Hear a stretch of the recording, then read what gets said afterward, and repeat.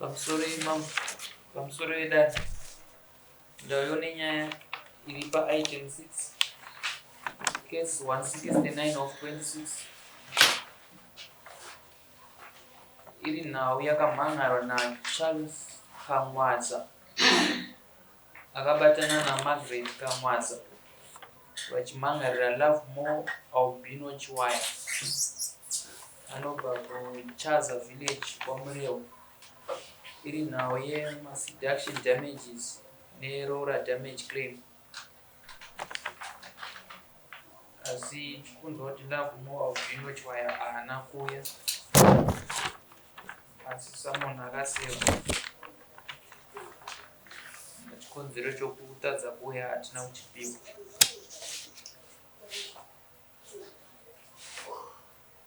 Apa ndiye musungwa wacho? Ndiye musungwa wacho.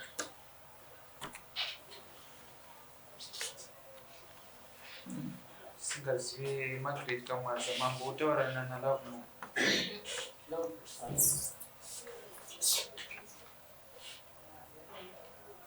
Ndewekupi kwaMurewa?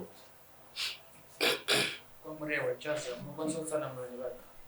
Mafombi ndiye akaenda Chiwanoziva? Anogara kwaRhodes kwaMurewa. KwaRhodes. KwaRhodes.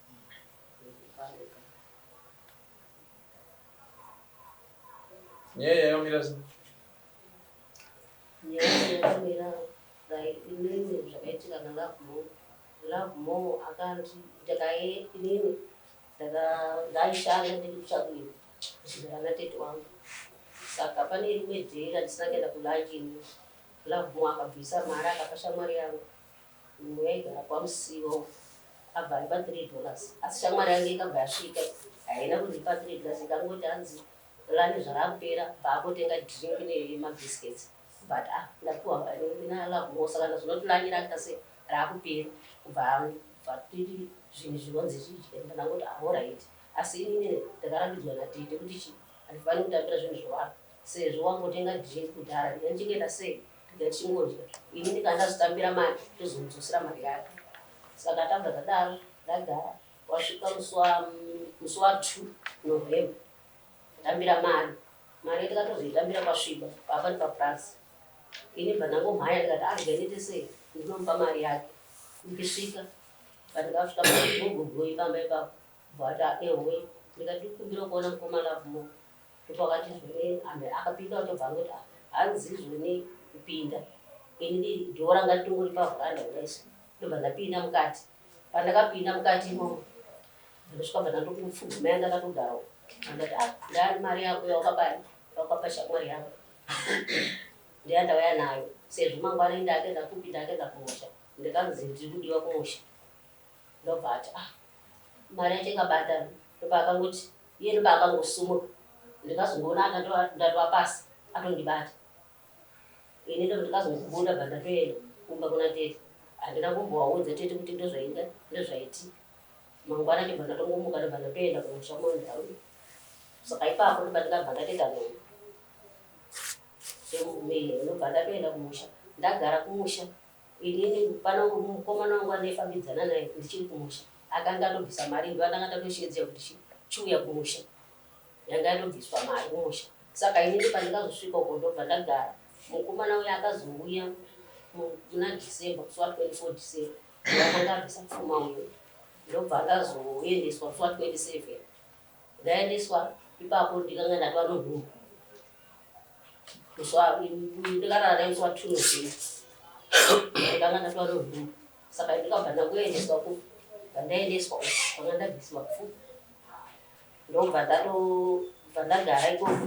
Saka pandikazosvika pakusungu madheti akabva yasiyana nokuti akauya muna musi wa24 December ndikazoendeswa musi wa27 ndagara. Saka pandikazoti ndakaenda nosungirwa bva ndanenge wakandisungira muna July paite 7 months dzakwana ndoba ndikatosvika kumusha kwedu bva ndatotenga kureresa pandazorwadziwa nohuma ndarwadziwa kuti anobva ndatoenda pandatosvika kutosununga pandatosvika kuhospital mwana waina akakurisa azviite kuti amugone unosunuka mandau pari aiva riini pazokaitwa zvino gore ranga riri 95 yanga 96 pandikazosununga mwana asi ndikabarwa musi wa2 November 95 saka pandikazogara pakazoshaya mwana wayo ari kupi uyo mukomana aro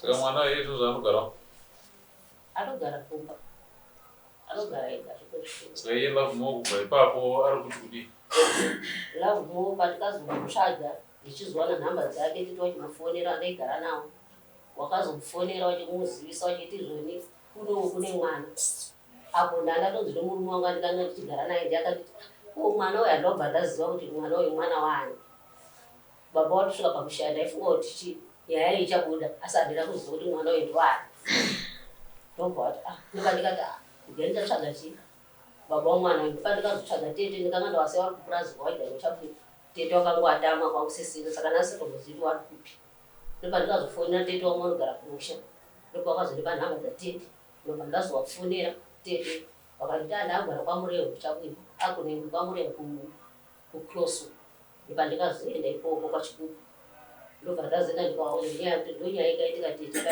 saka murume uyu akazinga akuroora iyu ari kupi ari kubasa mukugarisana tikugarisana mukoma wacho wari muno tikugarisana saka iroora damage yekuna nhingirikini azoti ibvunzwe ndiani azotibvunzwe murume wangu andika pakashaya baba ndipakati zvoni iwe akashaya baba wapi baba wangu akandibereka ini unzi handina kubva ndanzwa kuti mwana uyu mwana wani saka ndinoda kuziva kuti mwana uyu mwana wani endi pandikazotaura ndikati mwana uyu ndakamufunga ndaipanga ndiri kumapurazo ndanzirumo saka ndikandikazofonera tete ndichiwaudza nyaya iyoyo tete ndopandikazoenda kunowaona ndikati inini paipai tete handina samumwenye atenda kuti muuye kuno kudare nemuchu makamisidzana mudare naLovemore mukaimona ndoita vamunyere ndizvozvo but yakato yakatotadza kushandiswa nguva yacho ingadaiapo but izvinezvi yatongonyaya kudaro remwana wake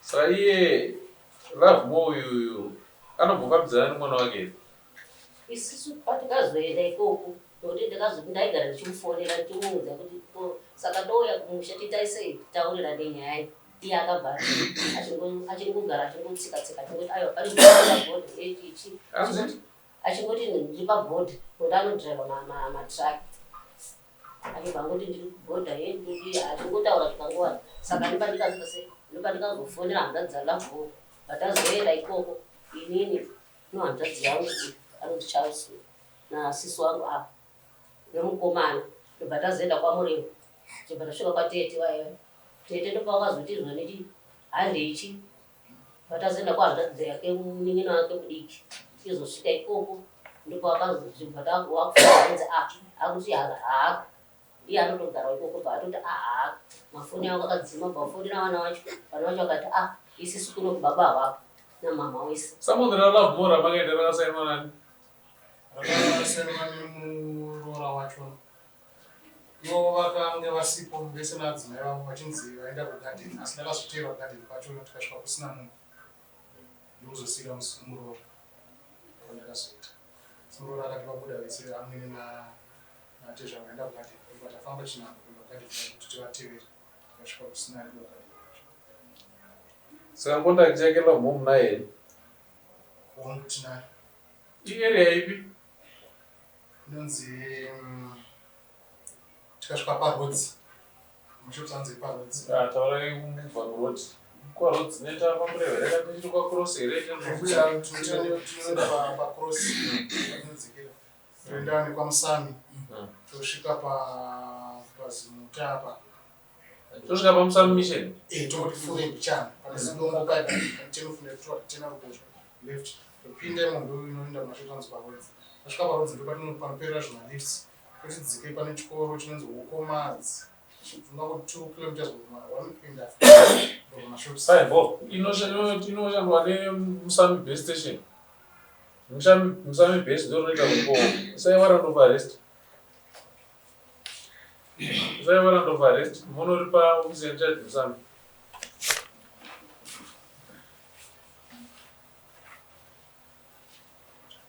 Mupe date ratu kumuda kudari. Yawa. Date tukudari muswani 4 July. 4 July. 3 July Friday.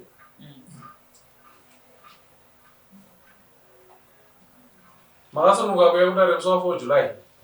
Mwana. Mimi kuya kudari. Okay. Uyoisirwa warrant of arrest. Nokuti nyaya iyi tikataura uyu Love Moyo yasipoka. Chokwadi hapana chatinenge tichiita. Tinokonzwa hombo kubva kwamuri. Zvinoda munhu anodaira iye wachadaira. Chazvakanakira ndechekuti Musami base inomubata. Musami inomubata. Kana achinge aripo chete Musami inomubata. Nyangwe ndikatovati mise muchitokizwa nomisa. Saka sei warrant of arrest iri ngaridze kuti riende svondo runoiri warrant irorero. Handizivi mafambiro ako. Ipapo patakaenda akasvika kati taura nemwana akabva atizvini toda kuti tiende kuma-DNA test. Saka Anoya achizvitaura munomudarika. Mwana ndewake, kodzero ndeyake kuti DNA test, asi mhosva yake yakapara anofanira kuiripa. Hatimurambidze kuita DNA test, hatimurambidze. Asi ngaauye pachena otaura pane mwoyo wake. Iye mwana wacho anotoda kuziva kuti kuna baba wake nekune dzinza rake. Saka hapana chatomurambira, ngaauye azvitaure pano. Toita tese, tomupa maresults ake, oziva chokwadi kuti mwana ndewake, obva audzwa mhosva yako ndeiye, uripa mhosva yake mwana wako otora. Hapana chakamboimuka. Chikuru chete ndechekuti toda kukurukura iye aripo. Kusenge kuita zvokukonikidza. Ndataura nhau yetsoka yemunhu achienda kwamurehwa kwati kudei kubva kuno. Ndida tsoka dzemupurisa anoendako ndodzinenge dzichida panongode pakade kubatsirwa. Kuti mukabatsira mupurisa wangu netsoka, warrant toita roendeswa. Then musi wa 4 touya pano padare. Hope yekuti communicate nemapurisa acho. Pavanenge vamubata oya kudare kuno.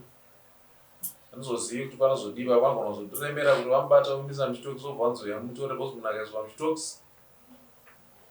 Aidha mapurisa anenge achiti hatina transport yamutore. Mutemo unenge uchiti mapurisa vakasunga munhu vanofanira kuuya naye kuno. But ipapa vakamusunga kuti mambo tasunga munhu wenyanza hatina chekufambisa. Mutumai mota muyozotora munhu wenyu. Zvarema futi. Saka tinenge tichizokomuniketa tichikuudza kuti mapurisa acho ati kudii.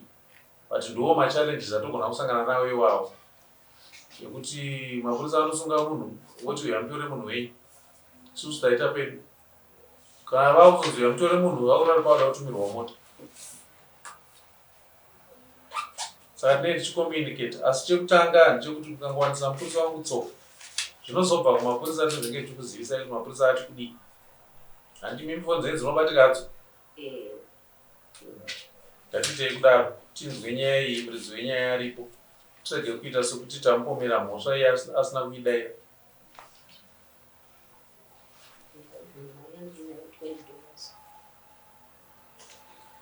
Mukati?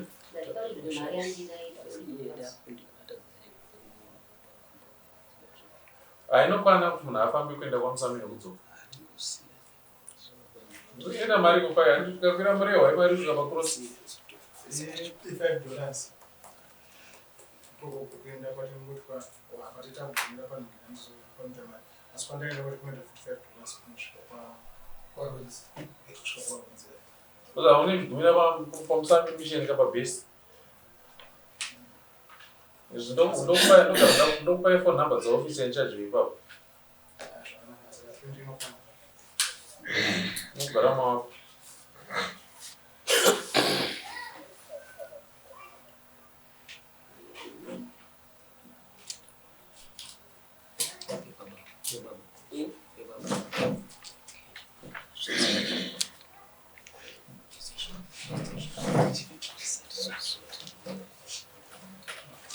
Saka pari nhasi togumira pano tiite kuti tibatsirane nemusami kuti tiite kuti musoro auye pano padare. Kana auya isusu kana Samuel warrant rikange raenda zvinenge zvitaurwa nemapurisa vanenge vachikuzivisa. Kana zvazomanikidza kuti vaite pakati pesvondo vanogona kuzokuedza.